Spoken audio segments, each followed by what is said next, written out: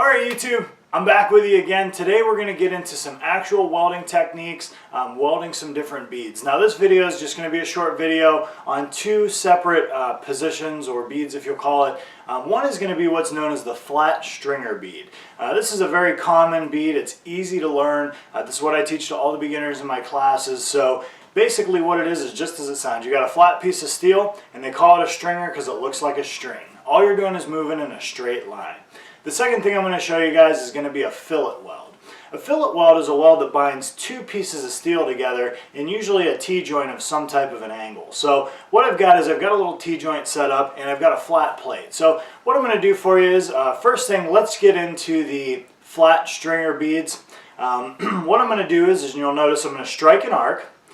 And I'm going to start to carry my bead. Now when I move my rod, I'm going to move my rod at about a 45-degree angle or slightly less, okay? You definitely don't want a forward angle. You don't want to push your rod forward. You want to drag it backwards. Now when I say drag, let's clarify. Please do not drag your rod on the plate. This will result in a very cold weld, a very high bead, and a lack of penetration, which for a critical weld will be a problem. So we're going to keep our perfect arc length of about 1/8 of an inch, and we're going to travel at a moderate speed. Now something that I teach my students right off the bat, and I'd like you guys to pay attention to, is the actual weld puddle. Okay, now a lot of people just drag the rod across the metal, kind of not paying attention to the surroundings of the welding rod. And a lot of times this can be due to too dark of a lens in the hood. I use a little bit brighter lens. I use a 7-shade lens, which some people may say is too bright. It's all your personal preference. But with the shade 7, I get to see the whole area surrounding my weld. So I get to see what the metal's doing around it, and I can particularly pay attention to the weld puddle. Now the puddle is a good indication of your travel speed. If you're moving too fast, you're going to get an inconsistent thin puddle. It's going to result in a lack of filler material. You want to watch your puddle as you move to make sure that you're putting adequate filler material in and giving enough time for both the penetration and the refill of the filler material. So check out some of these stringer beads.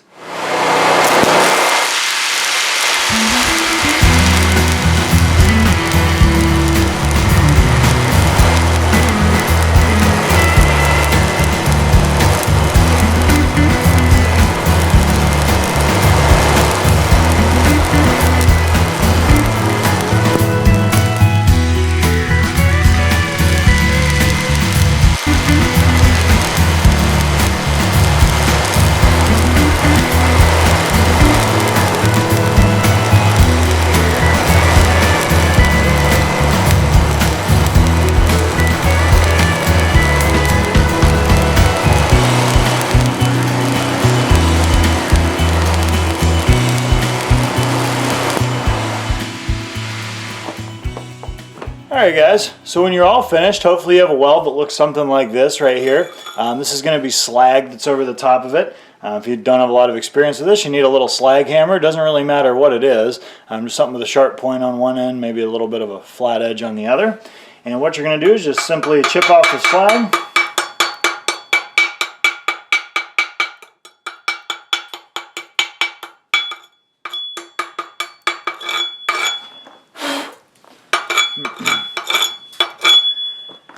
Now, I was using a 7018 electrode, so inherently this slag is going to come off a lot easier than say like a 6010 or 6011. If 6010 or 6011 were the case here, I'd be beating on this a lot more. So one thing that you can do, and I prefer to do at least when I'm out on a job site, is put a wire wheel on a grinder and then just run the wire wheel down the edges of this. Because on the very edge of this, if you leave any slag and then you weld over top of it, it's going to leave a little deposit inside of your weld, and inherently that's going to be weak. So again, these were the stringer beads. Alright guys, you can kind of see how that goes. It's pretty straightforward, pretty simple to do. It will take a little practice. If your beads don't look great right off the bat, don't fret, you will get a little bit better. But this is one of the best processes for filling cracks, like in a loader bucket or a backhoe bucket, or hard facing a surface. So a lot of times like well drillers, they use a drill bit that has a point on it. That point will get worn down, and what we have to do is use stringer beads to rebuild that point. We stack them one right on top of the next as if you were stacking sticks, and this will rebuild that point. So stringer beads are very common. They're very easy to do, but it does take a little practice to do them correctly. Alright guys, the next bead I want to cover is called a fillet weld. Now this weld is going to be used in like V-grooves and T-joints. It's to ensure adequate penetration between both pieces of metal so that they stick together. You'll notice that I use a little manipulation. I like the C shape to be exact. Some people prefer a figure 8, there's a circle, you know, whatever makes you comfortable. My grandfather had always taught me that he sang an opera song in his head and he would act as if he was conducting while he welded. So something to think about, but it's good to carry a little rhythm with a fillet weld to ensure adequate penetration on both plates. And let's go ahead and check that out.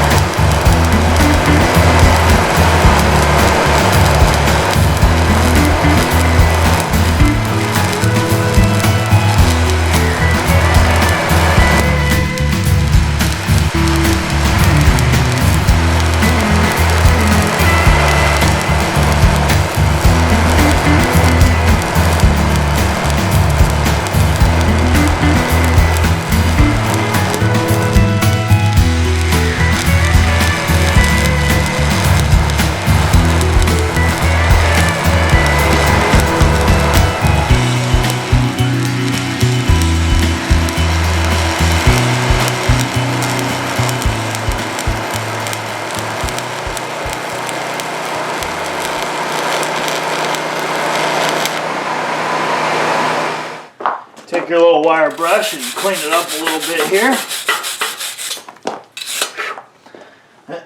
Now, this plate was pretty darn rusty. I tried grinding it down a little bit, but what it resulted in is in a couple of places here I have a little bit of porosity, it's called. Basically what that means is the rust had caused a deformity in the weld, sort of caused an air bubble to come up through the weld, if you will, and left a little gap right there. So just something to think about. Make sure you clean your metal up really well. So if you guys have any questions, leave them below.